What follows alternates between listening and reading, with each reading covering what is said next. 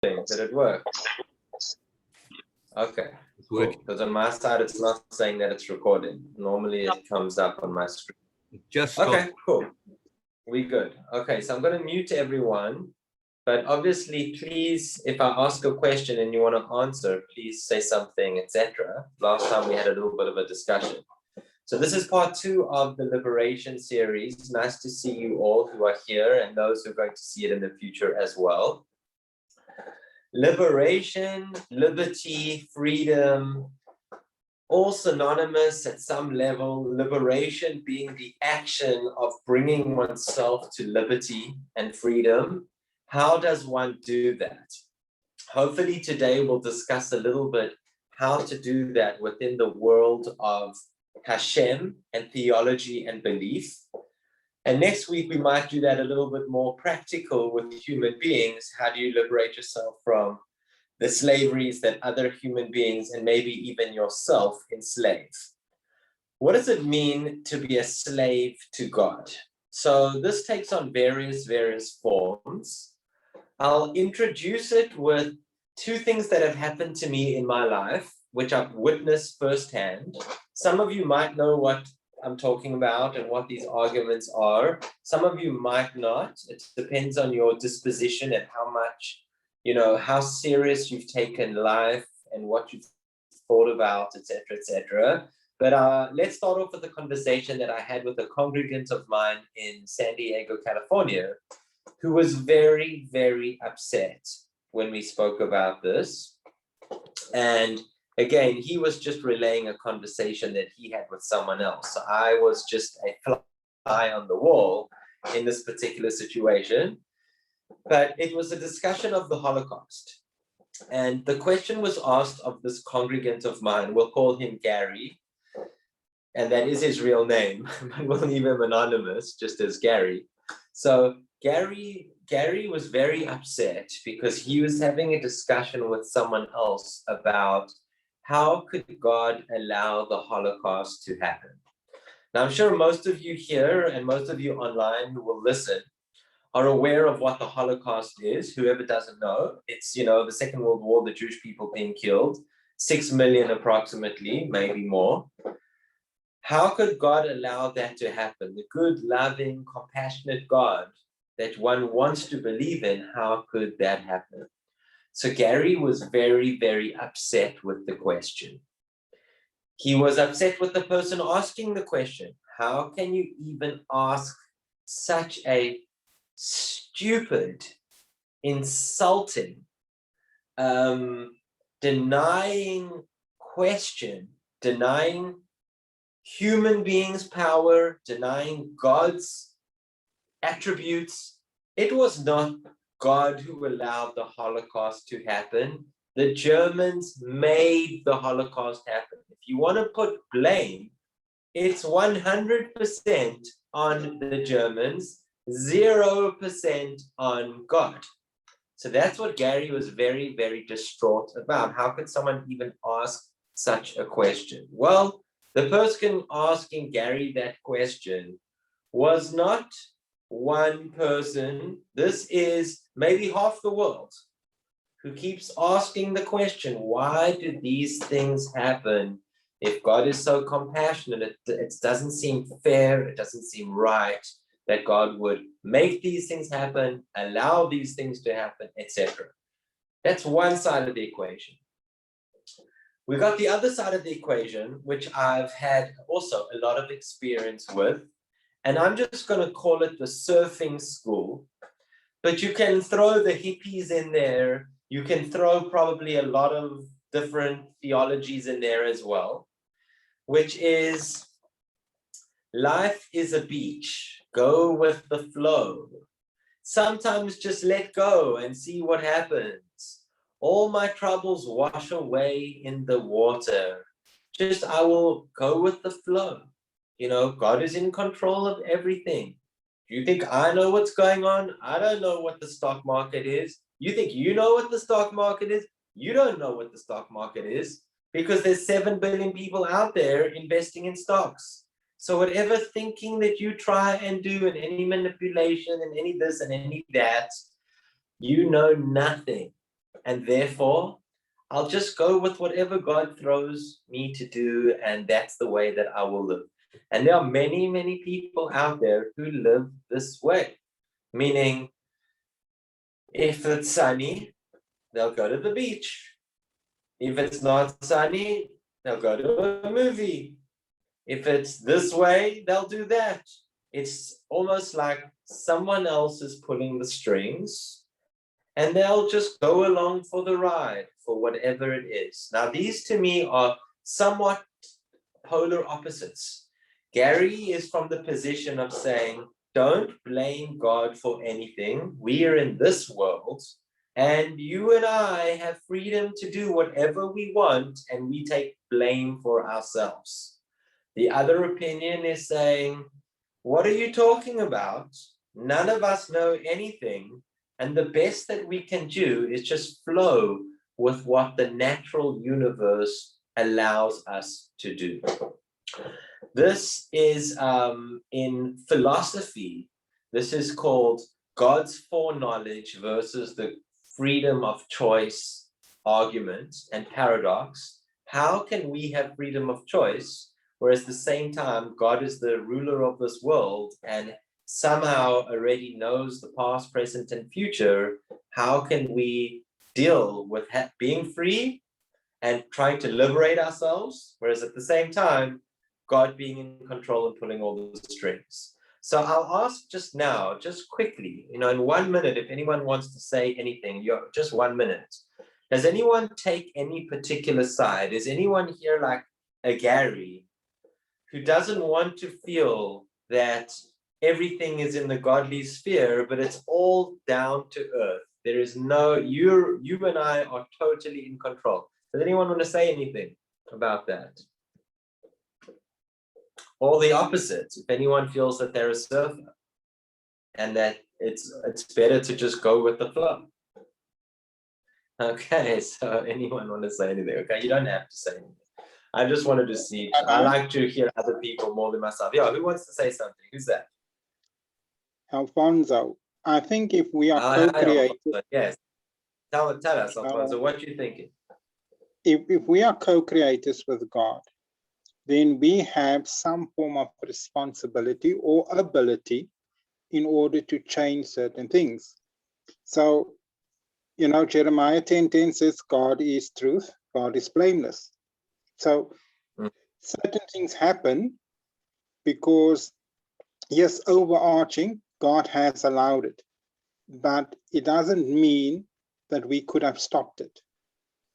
So that's my position. Okay, so you're saying God isn't actively doing it, but at the same time, we couldn't have stopped it. So somewhere in between. Okay, Alfonso, you're in good company with people I'm just about to quote. Anyone else wants to say anything else? Okay, so if anyone wants to at any point, please just, unmute yourself. So Alfonso, I'm quoting a very early source. And I always like to go to earlier sources, the earlier the better, just to see, what the earliest thinkers were thinking, and then, move forwards in time. Even though obviously the people more recent have the biggest scope of opinion, but, it's nice to see what the original thinkers were thinking. So this is from Josephus in the 1st century. Josephus was born in Jerusalem. He was a Jewish person, but he was also part of Rome. He born in Jerusalem, went to live in Rome. They often call him the Roman Jewish historian, one of the most famous historians of the Jewish people. And he writes, at the time that he was living, that there were 3 camps. Okay, and this is quite famous, what I'm about to read. And maybe I'll read the whole thing. It might take a minute, but it is quite interesting. About this time, there were 3 philosophical schools amongst the Jews. And it's interesting how he calls them philosophical groups. 3 philosophical schools amongst the Jews, which entertained different opinions about human affairs. One of them was called the Pharisees, one of them the Sadducees, and the third were the Essenes. The Pharisees, which, by the way, most Jewish people today come from the Pharisees. The Pharisees, and Alfonso, this is you as well. The Pharisees say that some things, but not all things, are the work of fate. but that some things are in men's own power to determine whether they come to pass or not to occur. So that's the Pharisees. The class of the Essenes, and these are the surfers, declare fate ruler of all things, and that nothing happens to man that is not in accordance with its decision. Let's go with the flow. The Sadducees, and this is the Gary, okay, the Sadducees do away completely with fate, holding it to be nothing at all, and denying that human affairs take their outcome in accordance with it. But they put all things in our own power so that we ourselves become the authors of the good things that befall us and receive the worst things in consequence of our lack of discretion. So here are the famous, and it's interesting, when he's talking about the Pharisees, the Sadducees, and the Essenes, and he's trying to make them philosophically different. What is the major philosophical difference he brings out? It's not in their treatment of Jewish law. It's not in how they do the practices and the rituals. It's how they see the relationship between how involved God is in the world versus how much freedom of choice they have. So the Essenes, those are the ones who were living by the Dead Sea Scrolls, they were to me exactly like the surfer's approach, which is, we'll leave it up to fate. You know, if there's a huge storm, we won't surf. If there's perfect conditions, we will. You know, that's an indicator that we should surf when there's good surf and we shouldn't surf when there's no surf, etc., etc. Then you have the Pharisees, like you, Alfonso, saying somewhere in between, a little bit of both. And then you have the Sadducees, who was like my congregant in San Diego, that we are only in control of ourselves, don't even bring fate or God into the equation. So it's quite interesting. From the first century, Josephus is already bringing out something which was probably already existing for hundreds of years between the Pharisees, Sadducees, and the Essenes, that people were living their lives differently based on how they understood their relationship between how much of a slave they were to the concept of God. Okay, now when you come to the medieval times, it becomes a lot more academic and a lot more dealing with the question directly. I just want to go through to one also very early source about this. Now, I could be bringing sources from the Torah, which I might bring some, during this, but before I bring verses from the Torah, this is from Philo of Alexandria in the 1st century BCE. So this is even 200 years before Josephus. So Philo's talking about how some people believe in the stars and astrology. Now, I know astrology is a very big business today. Every newspaper has an astrology section. I haven't seen it so much in Cape Town, but when I lived in Los Angeles, no jokes, every second corner of every major road in Los Angeles, we're talking Olympic Boulevard, Pico Boulevard, Sunset Boulevard, all those major intersections, La Cienega, etc., they have an astrologer every second corner that you literally go in and you either get your tarot cards read, or you get your future cookie or whatever. I never went in there myself, so I don't know what's there, but I've driven past them a million times and I know that they're everywhere. So still today in the 21st century, lots of people are still very, very much into this, into believing that there are stars and things that influence us. So Philo of Alexandria, seemingly very much along the lines of the Sadducees, at least from this quote, and he wasn't, I'm not sure if he was a Sadducee himself. I don't know where he fitted in that, but he writes this: by making gods of fate and necessity, by making fate and necessity into gods, they have filled human life with great impiety, teaching that aside from the causes that are perceived, there is no other cause at all, but that the revolutions of the sun and the moon and other stars distribute to every man both what is good and the contrary. So he's commenting that people have made gods of the stars and all the stuff. And he he ends up, this is another quote, but this is from Genesis chapter 15. When Abraham is promised at the covenant of the parts that his children will be slaves in a foreign land, but will eventually be redeemed. And that's the whole Passover story. So God says they're going to have to go for hundreds of years into a foreign land. It's not just going to be hop in, hop out, let's get the visa and let's come out. No, not at all. They're going to be there for hundreds of years. Why? And the Torah says, because they will stay there until the fourth generation, and then they shall return to the land of Canaan. For the sins of the Amorites are not yet full. Meaning, you can't have the land of Israel until the people who are living there don't deserve it anymore. So the Amorites who were there in Canaan, they need to have their shot at being able to redeem themselves from losing their land. Otherwise, they're going to lose their land.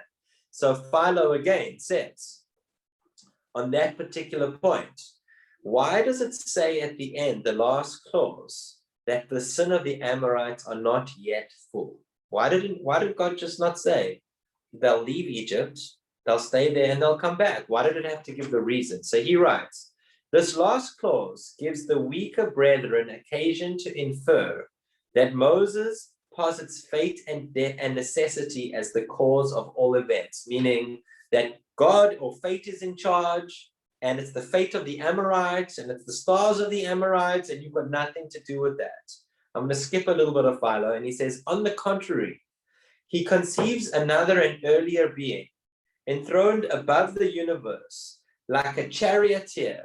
For this being steers the world ship in which we all voyage, and guides the winged chariot, the whole heaven, by his independent, unlimited ruling power. So it's interesting that Philo, in the one side, want to say that people give stars all this power, and that's wrong. On the other hand, he's saying that there is this charioteer, there is this, God that's leading the sails of our ship, and he guides this winged chariot and the whole of heaven, and he is the unlimited ruling power. So Philo seemingly is taking the approach of the Essenes, that God is in control of everything, and I don't want to put words into Philo or into Josephus, because I don't know which one they were, but definitely they're bringing about the idea that people have thought different things for many, many centuries prior to, first century BCE, of how much God is involved, and people have read verses into the Torah based on the way they see the world. Okay, so now let's go on to the medieval commentaries. It says in Pirkei Avot in the Mishnah, chapter 3, number 15, this is Rabbi Akiva speaking, also from the first century. Rabbi Akiva says, Hakol tzafui v'harashut netuna. Hard to translate this. Rashi translates this as everything is observed and the freedom of choice is given. So Rashi has no problem in reading this Mishnah. He reads it as God is watching and you have freedom to decide how you want to live. We know that we've got freedom of choice. I mean, everywhere in the Torah, it says, behold, I've set before you a blessing and a curse, life and death, etc., etc. Choose life. Many, many places, freedom of choice seemingly is given. So Rashi has no problem. God is watching us and he's giving us choice. Maimonides reads it more as the literal meaning, Hakol tzafui. Everything is preordained. Everything is foreseen. And freedom of choice is given. What is Rabbi Akiva commenting on? He's exactly bringing this paradox in this Mishnah, according to Maimonides. Everything is preordained. God knows the future. God knows your future. God knows what you're going to do the next minute. But you still have choice. So Rabbi Akiva is dealing with this paradox, according to the Rambam, but he's not explaining how it works. I'd like to give, maybe 3 or 4 suggestions. I know that, the early Christians tried to give suggestions to this. The rabbis tried to give suggestions to this. Some of them are the same. Some of them are slightly different. But it's very, very hard to understand the answers. And maybe there is no answer, but I'll try to do justice. This is all brought down in the Flatbush Journal of Jewish Law and Thought. I forget the author, but it's in the article called Rehashing the Free Will Question. Okay, let's start off with Rabbi Saadia Gaon in the 10th century. So Rabbi Saadia Gaon is also bothered by this thing of how does God know everything, and then at the same time we choose to determine our future. So he says something which a lot of the Christian authors said as well, which is God's knowledge of the future doesn't make it happen. If you think about it, your knowledge of the past, does that make the past happen? The fact that you know something in the past, does that make it that the past, are you making the past happen by knowing about the past? Obviously not. So Rabbi Saadia Gaon says, likewise the same. God knowing the future doesn't make the future happen. Now that is Rav Saadia Gaon's take on this. Now this is very hard to kind of get your head around it. Does that really answer the question? Well, on the one hand, are you limiting God's knowledge? Are you saying that, well, God's knowledge is limited, meaning it doesn't make things happen? So therefore, are you saying that God's knowledge is limited? Well, you have to make a stand on this question. To get out of the paradox, you either have to say that when we say we have freedom of choice, we don't really have freedom of choice, and God's knowledge is supreme. That is the surface argument. Or you have to say God's knowledge is supreme, which is the, let me say that again. God's knowledge is supreme, which is the surface argument, and you really don't have freedom of choice. Or you say Gary's argument, which is we do have complete freedom of choice, but God's knowledge is limited. So some rabbis are suggesting that Rabbi Saadia is limiting God's knowledge, and he's saying God's knowledge doesn't make something happen.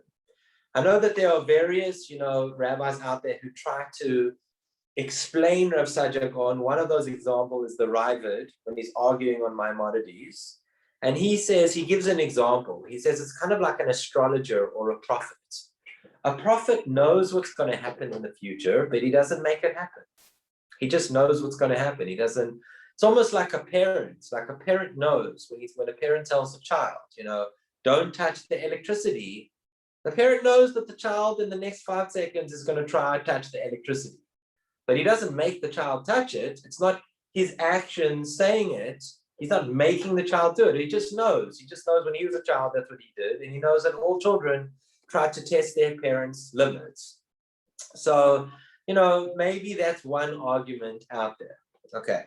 Second argument, this is the Maimonides. And again, we're trying to understand. We're trying to develop liberation. So some people think that you're only slaves to someone else like your boss or like, a society's rules, like, taxes and things like that.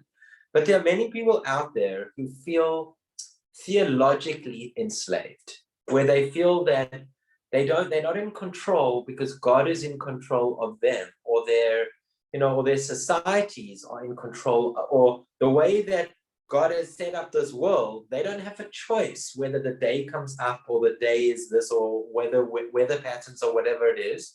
And some people are very bothered by this. So that's what we're trying to, how do you get rid of the enslavement by blaming God? That's what we're trying to do over here. So Rabbi Saadia Gaon's first suggestion was, don't think that you can blame God.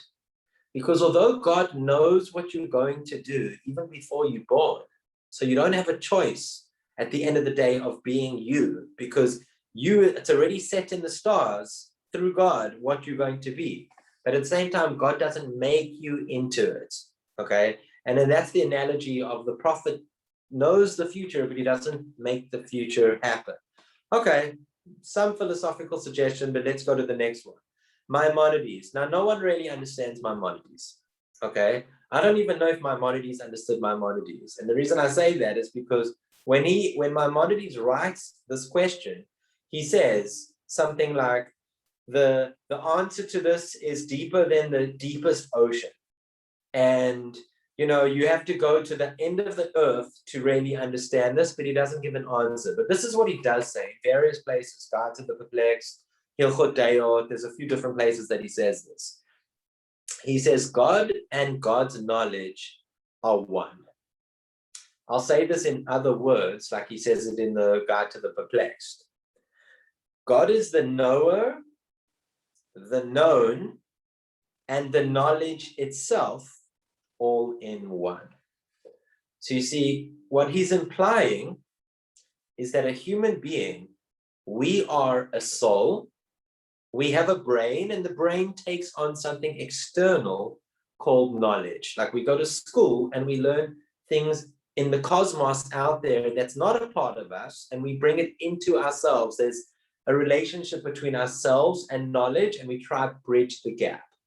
But Maimonides is saying the knowledge that God has is one with God. So you can't really ask the question of how does God's knowledge make something happen or not, because we can't understand really what God's knowledge is. So to ask the question of how can God, predeterminedly know what we're going to be, it's not really a fair question to ask, because we can only know the one side of the equation, which is we have freedom.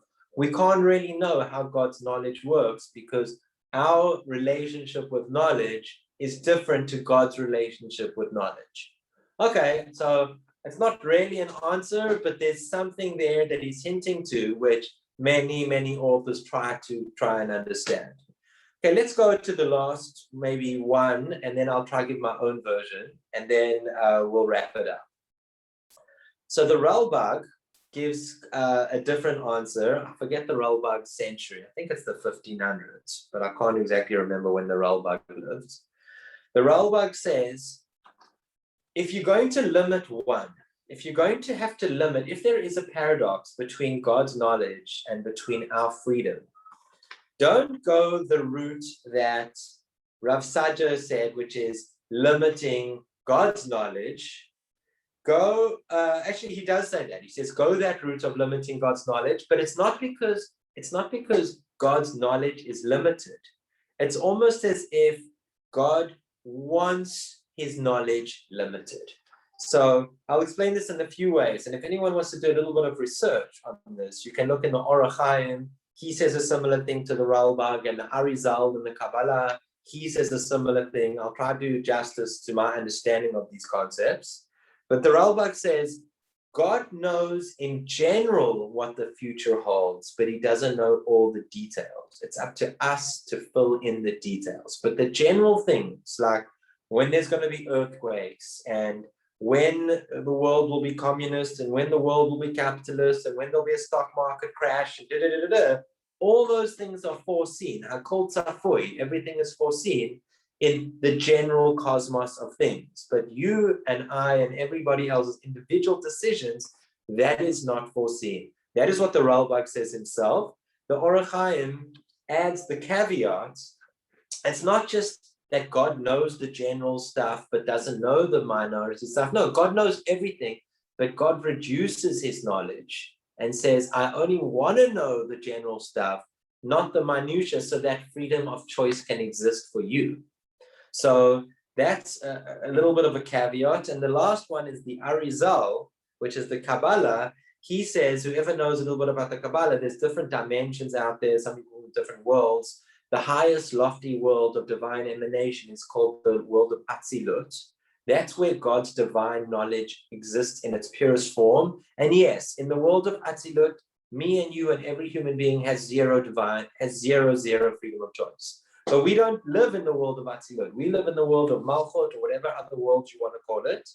And therefore, God has limited his divine knowledge, so to speak, exactly like the Orach Chaim, so that we seemingly do have freedom of choice where we're living. So those are all, just to summarize, we have three different versions of how God can know everything, and at the same time, we seemingly still have freedom to be whoever we want to be in this world. On the one hand, maybe God's knowledge doesn't mean that it makes the future happen. He just knows about it, but it doesn't make it happen. little bit weird because you're limiting God's knowledge, possibly. Okay.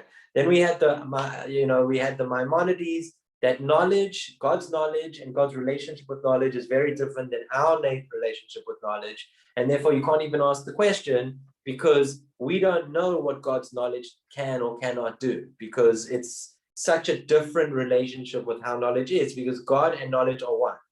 Okay. And then lastly, we had the Ralbag, the Arizal, and the Or HaChaim, who all said similar things, that God knows the general future of the world, but he doesn't know me and your, future in particular, etc.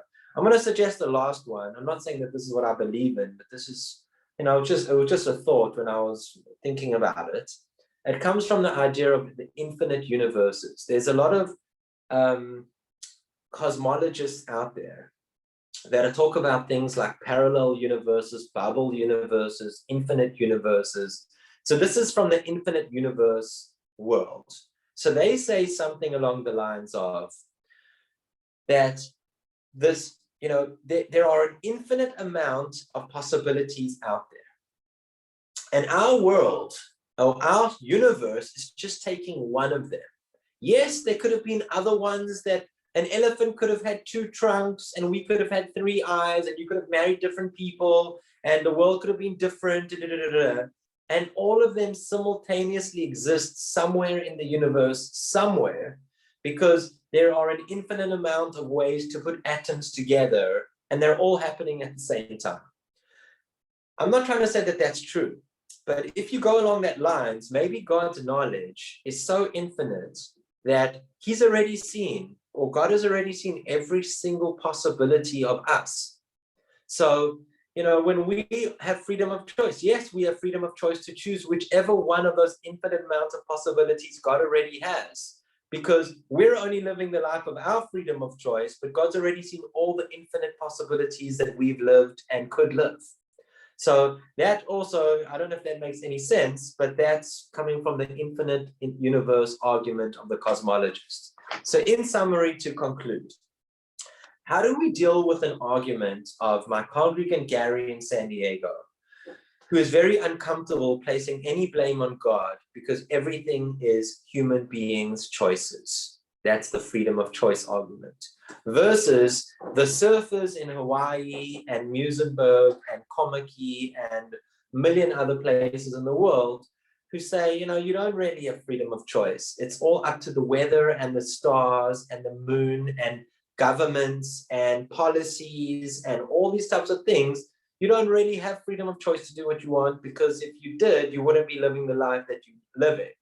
So how do you navigate between these? What's a healthy approach? What I wanted to say is that the argument of the questioner to Gary, blaming God for all your problems, okay? And I'm not trying to say anyone in particular, but blaming God in general, and people blame God, I don't think it's so theologically sound. At least it's not sound according to Josephus and Philo and all these commentaries who are saying, Josephus is saying the Pharisees, there's a little bit of both there.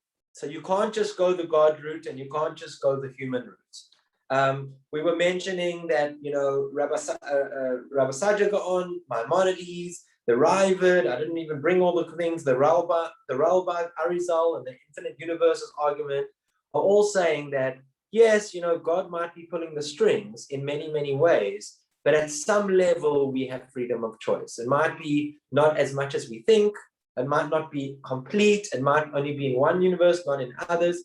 It may be complete, and maybe God's knowledge is not the same way of our knowledge, or whatever the case is, we do have to at some point take some responsibility. Because even if you say, like Rabbi Akiva, Hakol Tzafui, everything is preordained, you still have to have the second statement of Rabbi Akiva, which is Harishut Netuna. You have the freedom of choice as well. So that's first thing is, at least according to the Pharisaic, I don't know, is that the right word? Pharisees view, or the perspective of the Pharisees, it's both. And you can't just blame God in those situations. You have to take some responsibility. At the same time, only taking responsibility and not giving any credit to God, that might also be a little bit not real, because there are things beyond our control, and we are living. I mean, you weren't chosen to be born when you were born. I mean, I can tell you now, a lot of kids now are saying, why am I alive during the pandemic? Why did I have to be the one who's alive now? Why did I have to be the 18-year-old in matric that all the other matrics are having great times in the previous years? And I'm the first one who doesn't have a good time to have an opportunity to see my friends after waiting for 17 years to get there. There are going to be people who make those statements. And I think that there is something there that, God, you have to give some credit to God at some point, that there are things beyond our control as well. And lastly, there is infinite amounts of potential that each and every one of us have. And regardless of how we see the world, if you want to liberate your mind, if you want to liberate your soul, I think a healthy approach, at least according to these sources that I've been bringing, is to try and think of both sides of the equation. Try to think of how am I a slave to God? And is that a bad thing or is that a good thing? And lastly, how am I a slave to myself? Have I been blaming myself for things that are beyond my control as well? So if you're blaming God, you're not taking enough credit for yourself. And if you're blaming yourself, you're not giving enough credit to God. So that's just what I wanted you to think about. I'll end off with how the Pharisees said from Josephus. I'll read it one more time. The Pharisees say that some things and not all things are the work of fate, but that some things are in men's own power to determine whether they shall come to pass or not occur. Each and every one of us has the right to choose how we want to understand this world. Try not to be a slave to yourself. Try not to be a slave to God and blaming God all the time. Either find a delicate balance that allows you to feel fulfilled and liberated and find meaning somewhere in between. Normally, somewhere in between is the golden path. Thank you all for being here. That was part 2 of the Liberation series. Hope that offered some food for thought. Next week, we'll go into how to liberate yourself from other people and societies as well as yourself. Practical measures, mostly from psychology. Thanks for being here.